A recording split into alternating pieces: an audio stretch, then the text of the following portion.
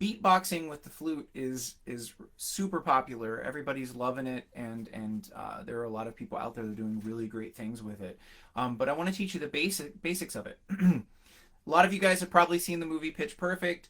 The vocal percussion, the beatboxing, that's exactly what it is. It's meant to mimic a percussion section or a drum set. And when we do that on the flute, we're actually trying to mimic a drum set. So the basics of a drum set, you have the kick drum or the bass drum, you have a snare drum, and you have a hi-hat or cymbal. And the, excuse me one second. The basics of that, that's all we need. And so we want to mimic those. And the sounds that we create by saying boots and cats, actually those syllables create the drum set. So we've got the boots and cats. How dare I mimic a drummer? Somebody's got to do it. So I'm going to start. Boots and cats. The consonants themselves, the B and the hard C or the K sound, the b b b b and the k k k k, the bass drum, and you can work on placement of the jaw to create how deep that is. So if you just say b b b b and then don't vocalize, create the puff of air. That's the bass drum. All right. The easy one is the snare. It's just a K or a hard C sound. Pop the air. And then the cymbal itself, or the hi-hat, the TS on the boots and cats, the plural.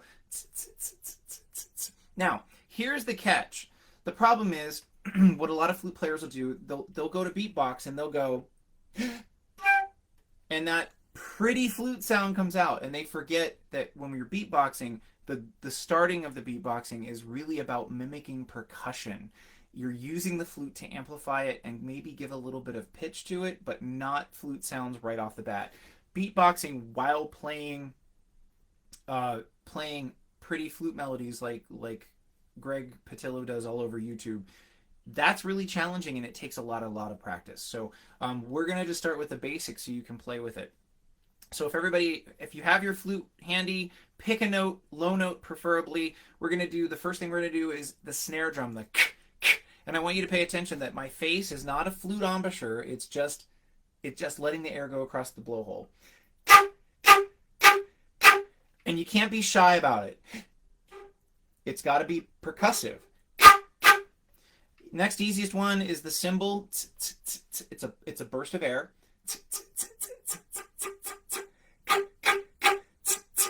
And you notice my mouth the embouchure is nice and wide. The hard one for flute players is that bass drum, that popping noise, a lot of air. You got to spit a little bit, okay? So, okay? And if you can't see the Post-its I have all over my computer, but they're all waving as I do that. So, we're going to start with just the bass drum and the snare. So we're going to go, okay?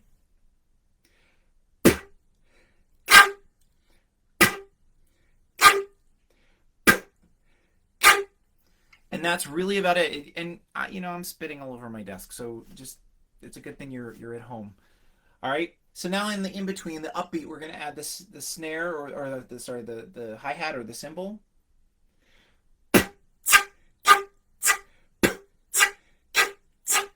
And again, it's not about making that flute embouchure. It's just about playing the beatboxing. So, and I love doing this because it's you get to really practice your breathing. And if you're feeling lightheaded, sit down because that can happen very quickly.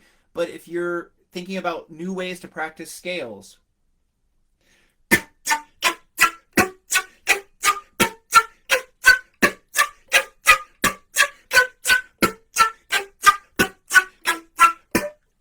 and it's a great way to build up the air, to really start to embrace the spit. Thank you. That's exactly right.